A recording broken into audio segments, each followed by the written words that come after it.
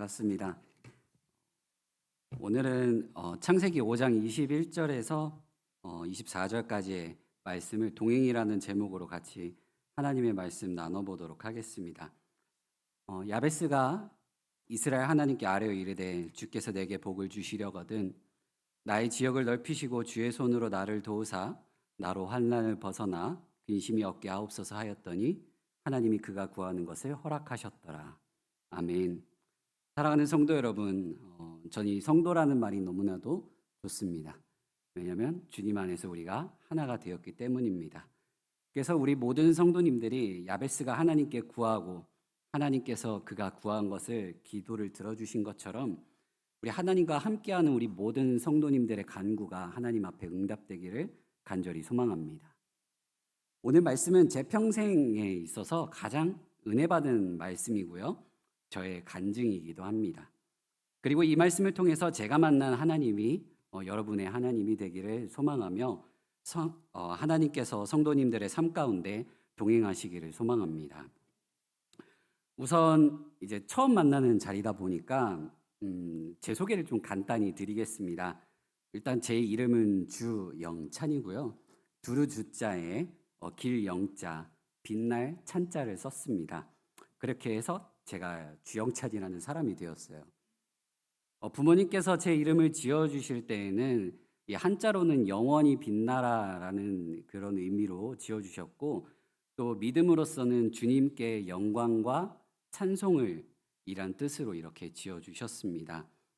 모든 부모님들이 그렇듯이 자녀의 이름을 지을 때 이 자녀의 이름에 자기의 소망을 담습니다. 자녀가 이렇게 자라가기를 바란다라는 그 마음을 담아서 자녀의 이름을 짓습니다. 저희 부모님께서도 저의 삶을 통해서 하나님께 영광과 찬송을 올려드리기를 원하셨습니다. 근데 그 모습이 목회자의 모습은 아니었었어요. 제가 태어나던 날 지금은 이제 먼저 이제 하나님 품에 안기신 저희 큰아버지께서 우리 집안에 드디어 목회자감이 태어났다고 하면서 좋아라 하셨다고 합니다. 근데 저희 어머니가 그 말을 듣고 바로 이제 큰아버지에게 우리 아들은 검사, 판사 시킬 거라고 호언장담을 하셨다고 해요. 근데 어찌됐든 간에 지금 사자 들어가는 일을 하고 있긴 합니다. 부모님은 제가 목회의 길을 가리라고는 꿈에도 생각하지 못하셨어요. 그래도 아들의 삶을 통해서 이 아들의 삶이 하나님 앞에 영광과 찬송이 되기를 원하셨던 것은 분명합니다. 제가 목회자로서 지금 이 자리까지 오는데 수많은 일들이 있었습니다. 제가 이렇게 보여도 이제 3남매 중에 장남인데요. 이제 부모님께서 저를 키우시면서 하나님의 인도하심이 없이는 너희를 이렇게 키울 수가 없었다라고 항상 누누이 고백을 하시더라고요. 지금도 고백을 하고 계십니다. 오늘 말씀 속에서 이렇게 하나님의 인도하심과 하나님을 의지하는 마음으로 자녀를 키운 한 사람이 등장합니다. 바로 에녹입니다. 우리는 이 에녹의 이름을 딱 들었을 때 뭐가 가장 먼저 떠오르시나요? 다들 아마 하나님과 300년간 동행하고 죽지 않고 아버지 품으로 올라갔다라는 것을 가장 먼저 기억할 것입니다. 그러면 에녹이 하나님과 300년과 동행하기까지 그의 삶이 어떻게 변화되었고 하나님과 어떻게 해서 왜 동행하는 삶을 살게 되었는지 같이 말씀을 통해서 나눠보고자 합니다. 에녹은 딱히 특별한 사람은 아니었습니다. 그냥 세상에서 살아가는 수많은 사람들 중에 한 명이었습니다. 조금 더 정확하게 말하자면 평범하게 이렇게 예배드리고 하나님을 섬기던 그냥 사람들 중에 한 명이었습니다. 근데 그런 에녹의 삶이 마치 180도 완전 뒤바뀐 사건이 하나가 발생하게 됩니다. 그게 뭐냐면 에녹이 자기 아들 무드셀라를 낳는 순간이었습니다. 어제 이제 제 사촌 동생이 이제 딸아이를 낳고 이제 딱 돌잔치가 있어서 다녀왔는데 이 사촌 동생이 아이를 낳고 나서 얼마 안 되어서 연락을 했을 때 이러더라고요. 오빠, 내가 아이를 낳고 나니까 세상이 다르게 보여요. 이렇게 고백을 하더라고요. 그러니까 온 삶의 중심이 이 아이로 이제 변하게 된 것입니다. 먹는 것, 사는 것, 놀러 가는 것, 모든 게 다 이 자녀 중심으로 변한 것이에요. 에녹도 마찬가지였습니다. 이 아들 무두셀라를 낳고 나서 그의 삶이 180도 바뀌게 되었습니다. 에녹은 무드셀라를 낳고 난 다음에 300년 동안을 이제 하나님과 동행하는 삶을 살아가게 됩니다. 근데 왜 에녹이 아들을 낳고 나서 왜 하나님과 300년간 동행하는 삶을 살아가게 되었을까요? 단지 눈에 넣어도 아프지 않을 이 아들을 낳았기 때문에 그런 것일까요? 하지만 우리는 이 에녹의 삶이 뒤바뀐 그 힌트를 유다서 1장 14절에서 15절 말씀에서 찾을 수가 있습니다. 아담의 칠대손 에녹이 이 사람들에 대하여도 예언하여 이르되 보라 주께서 그 수만의 거룩한 자와 함께 임하셨나니 이는 무사람을 심판하사 모든 경건하지 않은 자가 경건하지 않게 행한 모든 경건하지 않은 일과 또 경건하지 않은 죄인들이 주를 거슬러 한 모든 완악한 말로 말미암아 그들을 정죄하려 하심이라 하였느니라라고 말씀합니다. 에녹이 아들 이 무드셀라를 낳고 나서 인생이 변한 것은요. 그가 무드셀라를 낳았을 때 하나님께로부터 이 심판에 대한 예언의 말씀을 받았기 때문입니다. 이제 곧 하나님의 무시무시한 심판이 임하게 될 텐데 여러분들이라면 자녀를 그 하나님의 심판 가운데 살아가도록 내버려 두시겠습니까? 그런 사람은, 그런 부모는 절대 없습니다. 자녀가 하나님의 영원한 심판을 받아 영원한 이 형벌 가운데 처해지길 바라는 부모는 이 세상에 그 어디에도 없습니다. 그러면 에녹이 심판의 예언의 말씀을 받고 아들을 하나님의 이 준엄한 심판에서 벗어나 살아가게 하려면 어떻게 해야 했을까요? 부모인 자기 자신부터 하나님의 말씀에 순종하고 하나님의 말씀에 따라 살아가는 그런 거룩한 삶을 자녀에게 보여야만 했습니다. 에녹은 심판의 말씀을 받은 그 뒤로는 이 세상 사람들과는 똑같이 살아갈 수가 없었습니다. 그래서 자기 아들의 이름을 무드셀라라고 지은 것입니다. 이 무드셀라라는 이름의 뜻은 무슨 뜻이냐면요. 창을 던지는 자라는 뜻을 가지고 있습니다. 고대 근동사회에서 이 창을 던지는 행위는 어떤 의미를 가지고 있냐면 내가 당신께 전적으로 항복합니다. 나의 모든 것이 다 끝났으니 나의 삶을 당신께 맡깁니다. 라는 뜻을 가지고 있습니다. 한마디로 에녹은 자신의 모든 것을 하나님 앞에 다 내려놓고 하나님 앞에 예배하는 마음으로 살아가기를 바라는 마음으로 아들의 이름을 무드셀라라고 지은 것입니다. 왜요? 마지막 이 심판의 그 예언의 말씀을 받았고 그 말씀이 얼마나 준엄한지 알았기 때문입니다. 에녹이 아들 무드셀라를 키우면서 그의 이름을 부를 때마다 계속해서 하나님께서 나에게 주셨던 그 심판의 말씀을 되새기면서 내 아들이 하나님의 심판을 받지 않게 살아가려면 나부터 본을 보여야겠구나. 나부터 하나님 앞에 바로 서 있는 그 모습을 보여야겠구나. 그것을 항상 되새기면서 이 아들을 키웠던 것입니다. 이처럼 우리도 에녹처럼 끝을 아는 사람들입니다. 우리는 구약부터 말씀해 오신 계시의 완성이며 율법의 완성이 되시고 구원을 이루신 그 예수 그리스도를 알고 또 믿고 있습니다. 그리고 그분께서 다시 이 땅 가운데 오신다는 것 또한 우리는 너무나도 잘 알고 있습니다. 바로 예수님이 다시 오시는 그날이 최후 심판의 날입니다. 우리도 에녹과 같이 심판에 대해서 이 세상의 끝을 말씀을 통해서 들었고요. 또 믿고 있습니다. 그 사실을 알고 믿고 있다면 우리는 그 끝을 바라보면서 살아가는 삶을 살아야만 합니다.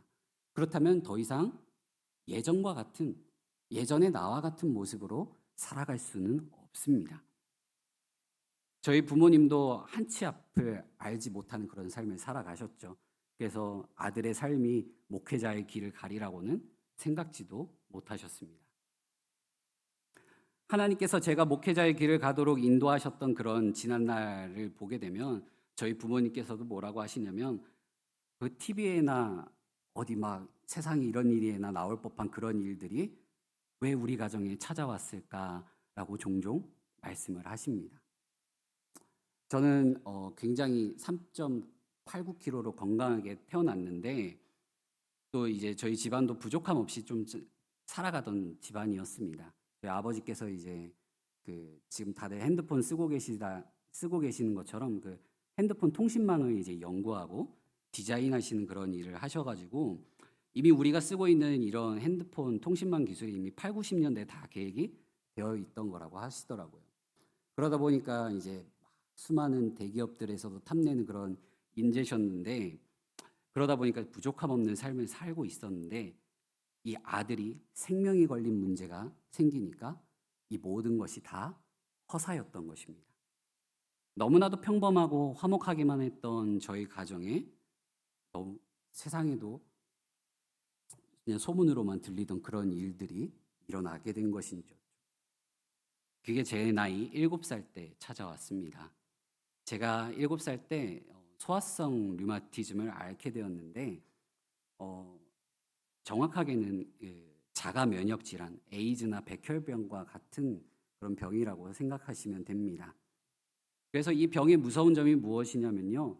여러 가지 합병증이 함께 온몸에 찾아온다는 것입니다. 그래서 제가 알았던 그 병 중에서 가장 두드러지게 드러났던 게 바로 소아성 류마티즘이었습니다. 근데 이 관절 어디 특정 부위만 이렇게 일어난 게 아니라 온몸에 있는 관절이라고 하는 관절마다 그 증상이 발병이 되었죠. 그래서 이 소아성 류마티즘은 어떤 이제 증상으로 나타나게 되냐면 이 뼈에 근육과 인대가 들러붙어서 굳어가게 됩니다. 근데 한창 이 성장기에 있는 아이의 뼈에 근육과 인대가 들러붙어서 굳게 되면 어떻게 될까요? 뼈가 변형이 됩니다. 막 오므라들어요. 그래서 막 이렇게 생긴 건 아니고요.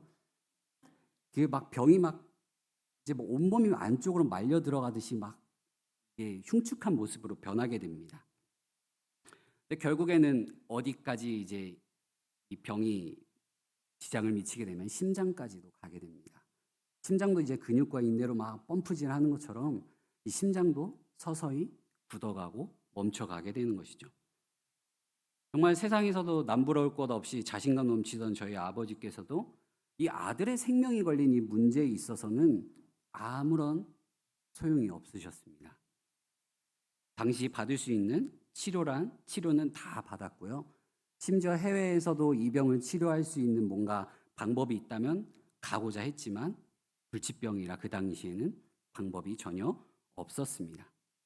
그러다 보니까 안 해본 치료가 없습니다. 전국 팔도를 막 돌아다니면서 용하다고 하는 그 한약집에 가서 한약도 다 지어 먹어봤고요. 민간요법으로 아침마다 생식이 좋다고 해서 초록색 그 채소들 있죠. 파, 양파, 고추 막 이런 것들을 갈아가지고 막 7, 8살 때부터 계속 아침마다 마셨습니다.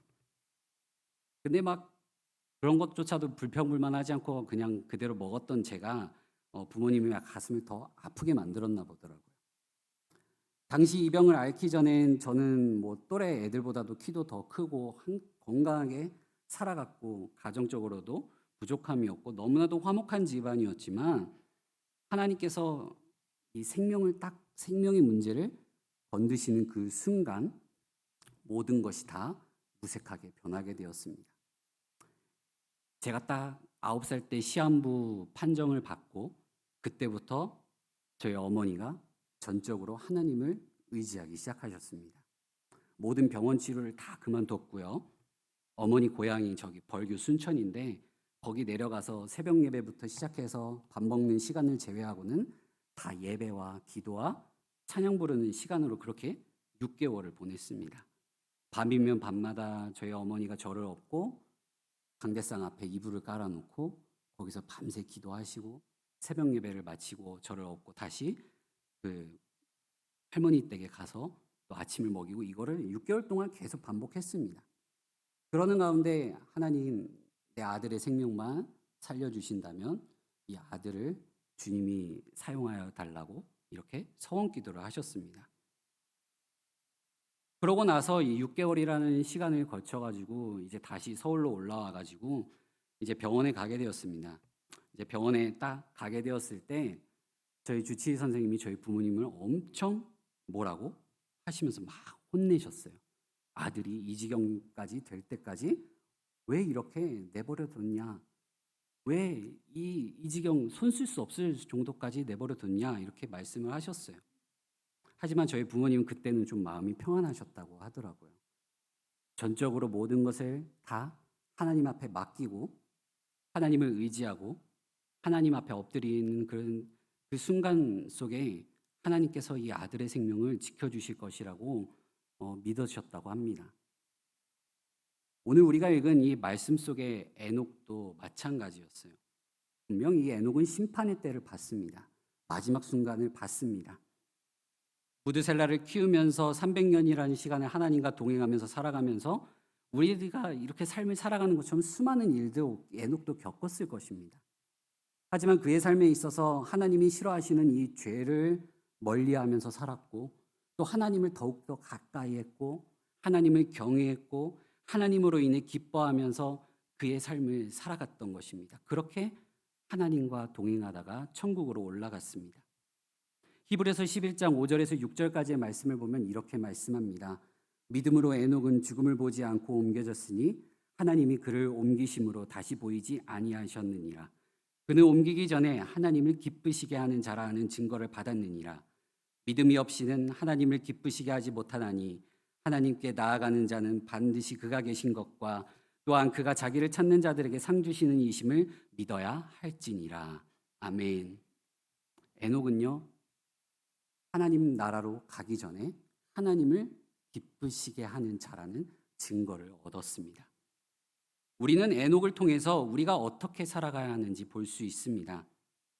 저희 어머니가 저를 놓고 6개월 동안 전적으로 하나님 앞에 의지하면서 나아가서 다시 병원 치료를 갔을 때 그전에는 몇 달 동안 입원해도 퇴원을 못했지만 한 달, 2주 점점 입원 기간이 짧아졌고 제가 6학년이 되던 그 나이에는 모든 병원 치료와 약물을 중단해도 될 정도로 건강해졌습니다. 하나님 앞에 나아갔던 그 시간을 통해서 제 주치의 선생님도 이건 정말 하나님께서 하신 일이라고 기적이라고 믿음의 고백을 하셨습니다. 그분이 정말 아직도 생각나는 게 사랑이 참 많으신 분이었어요. 20살이 넘어서도 정기검진 받으러 가도 영찬이 왔냐고 하면서 이 얼굴을 자꾸 볼에 뽀뽀를 해주시려고 하더라고요.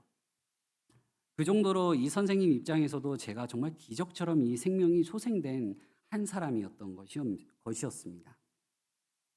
에녹도 이 하나님의 생명이 걸려있는 문제 앞에서 하나님만을 바라보며 이 무드셀라를 키웠습니다. 그렇게 무드셀라를 하나님 앞에 전적으로 의지하면서 살아갔던 그의 삶이 끝에 기다리고 있는 것은 죽음이 아니었습니다. 영원한 생명이 기다리고 있었습니다. 에녹이 무드셀라에게 보여준 삶 또한 하나님을 기쁘시게 하는 삶, 하나님을 가까이 하는 삶, 하나님을 경외하는 삶, 하나님을 예배하는 삶을 보여줍니다.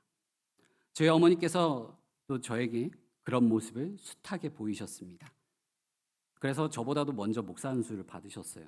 지금도 열심히 지금 막 주중에는 전도하러 나가시고 또 선교도 가시고 이렇게 하시면서 하나님 나라를 위해서 일하고 계십니다.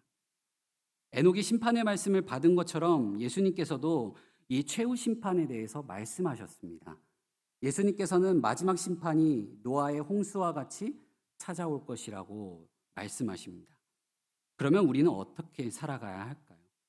첫 번째로는 에녹처럼 이 심판을 바라보고서요, 나의 마음을 하나님께로 확정지어야만 합니다. 예수 그리스도를 믿노라 고백하면서 우리는 매일의 삶 속에서 내 마음이 하나님께 온전히 쏟아져 있지 못한 모습, 하나님을 향해 있지 못한 모습을 보일 때가 너무나도 많이 있습니다. 이러한 삶에서 돌아서는 결단, 하나님이 싫어하시는 죄악에서 멀리하는 삶을 살아가려고 하는 그런 마음의 결단을 내려야만 합니다. 하나님께로 나의 마음을 확정지어야 합니다. 에녹의 아들 무드셀라는 가장 오래 산 사람이었습니다. 969세를 살았습니다. 근데 시편 90편 4절 말씀을 보게 되면요, 하나님께서 이 시편 기자가 뭐라고 하냐면 주의 목전에는 천년이 지나간 어제 같으며 밤의 한순간 같을 뿐임이니다라고 말씀합니다. 가장 오래 산 무드셀라조차도 하루가 천년 같고 천년이 하루 같으신 하나님이 보시기에는 그저 한순간의 인생에 불과합니다.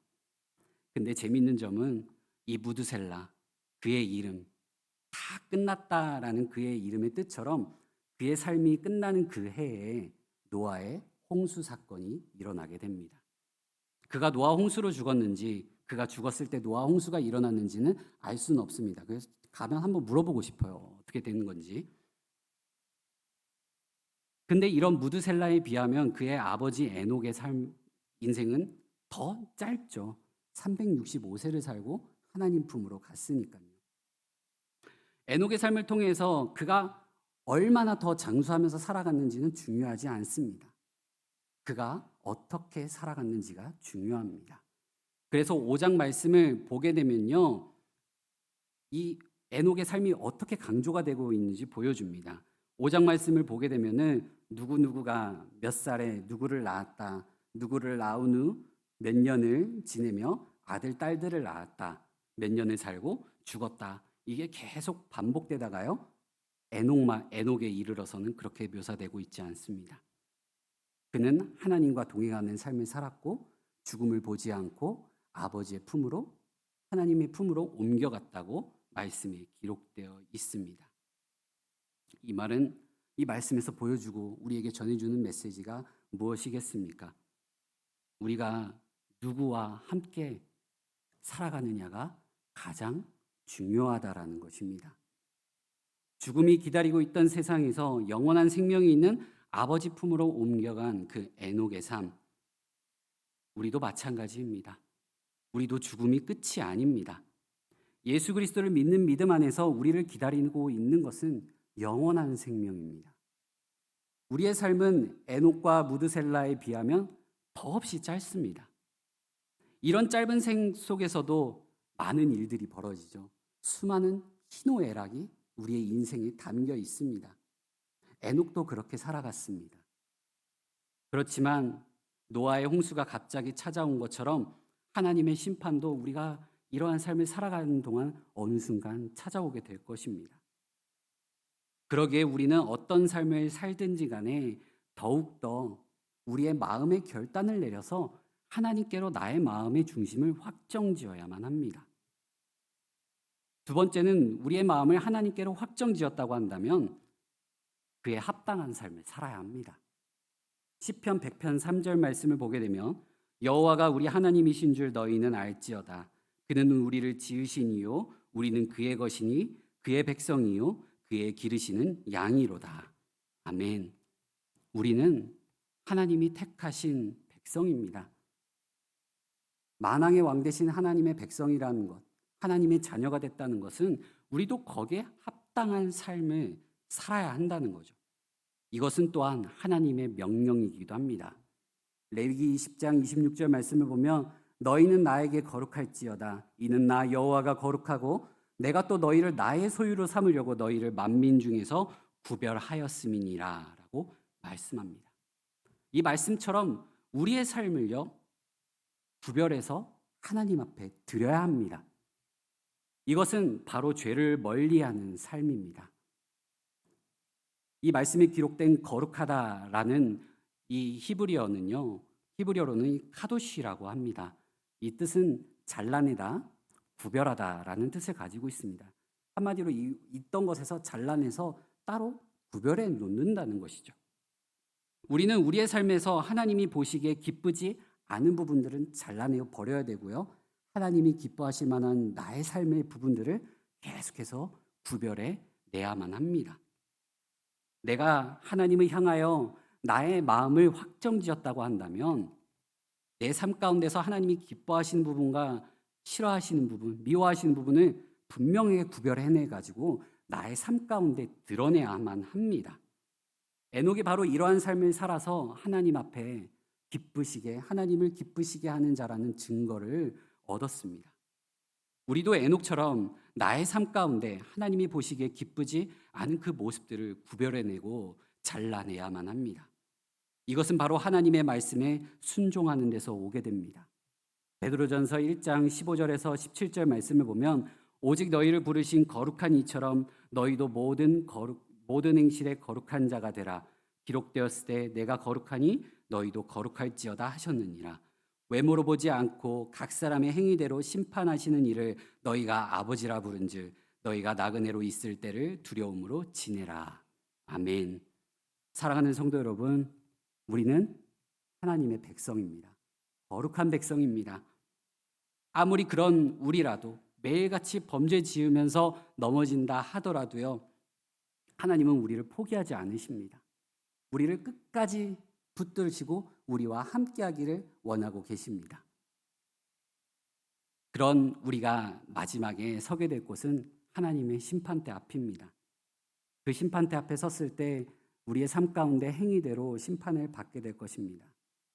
믿음으로 하나님의 백성이 되었다 하더라도요, 우리의 삶 가운데 얼마나 하나님 앞에 충성된 모습으로 살았는지, 하나님을 얼마나 기쁘시게 하는 모습으로 살았는지 하나님의 심판대 앞에서 판결을 받게 된다는 것이죠. 그 앞에 섰을 때 우리는 주님께 잘하였다, 충성된 종아, 나의 사랑하는 자야, 이 말을 듣도록 이 세상 가운데서 에녹처럼 하나님을 기쁘시게 하는 자라는 이 증거를 세상 가운데 드러내고 보여주는 삶을 살아야만 합니다. 말씀을 마무리하겠습니다. 우리가 다른 사람들과 비교해서, 세상과 비교해서 어떻게 살아가는가는 중요하지 않습니다. 마가복음 10장 35절에서 45절 말씀을 보게 되면 야고보와 요한이 예수님께 나아가 하나는 좌편에, 하나는 우편에 앉기를 요청하는 모습을 볼 수 있습니다. 이들은 세상적인 모습만 보고 예수님의 좌우편에 앉기를 구했지만 나중에 이들의 인생의 끝을 봤을 때는요, 야고보는 제일 먼저 순교한 사도가 되었고요, 요한은 마지막까지 살아남아서 심판의 말씀을 기록한 사도가 되었습니다. 야고보와 요한 누가 더 오래 살았냐, 누가 더 일찍 죽었느냐 중요하지 않습니다. 그들이 무엇을 위해, 누구와 함께, 왜 그렇게 살았는지가 중요한 것입니다. 사랑하는 성도 여러분, 우리는 각자의 삶 가운데 말하지 못할 어려움들, 또 매일매일 삶 가운데서 마주하는 현실들이 있습니다. 하지만 그 가운데서도 우리는 하나님과 동행하는 삶을 항상 살아야만 합니다. 하나님과 동행하는 삶은 하나님 앞에 전적으로 항복하는 삶이며 우리의 마음을 하나님께 확정짓는 그 마음의 결단을 내리는 삶입니다. 또 하나님을 전심으로 바라보며 죄를 멀리하는 삶을 살아 거룩해지고 하나님을 기쁘시게 하는 그런 순종적인 삶을 살아야 합니다. 바로 이러한 삶을 살아갈 때 하나님과 더욱더 깊은 교제와 친밀한 가운데 동행하는 삶을 살게 되고, 그런 하나님과 친밀한 가운데 동행하는 삶이 나의 하루하루를 통해 드러나게 될 것입니다. 그게 바로 우리가 하나님과 동행하고 있다는 증거입니다. 사랑하는 성도 여러분, 지금 우리가 서 있는 삶의 자리가 하나님과 동행하는 자리, 하나님과 동행하고 있음을 증거하는 삶이 되기를 간절히 소망합니다. 그 일을 위해서 하나님이 독생자 예수 그리스도 자기의 생명을 아끼지 않기까지 바치셨습니다. 제가 7살 때 강남 성모병원에 입원해 있을 때 병실에 누워있던 저의 손을 아버지께서 꼭 잡으시고 하신 말씀이 아직도 제 마음 가운데 생생하게 울리고 있습니다. 영찬아, 아빠가 모든 것을 걸어서라도 너의 생명을 살려줄게. 전 이 마음이 하나님의 마음과 같다고 생각합니다. 아버지가 저와 함께 그 인생의 길을 살아가기를 원하시면서 그런 기도를 올렸던 것처럼 하나님께서도 우리와 함께 동행하는 그 삶을 살아가기 위해 하나밖에 없는 독생자, 자기의 생명을 내어주기까지 우리를 죄악 가운데서 구원해 주셨습니다. 이 사실을 기억하며 그 무엇보다도 하나님을 사랑하며 하나님과 동행하며 우리의 삶을 거룩하게 구별하여 하나님을 기쁘시게 하는 삶을 살아내고 그 증거가 세상 가운데 수많은 사람들에게 드러나는 우리 모든 성도님들 되시기를 간절히 소망합니다. 기도하겠습니다.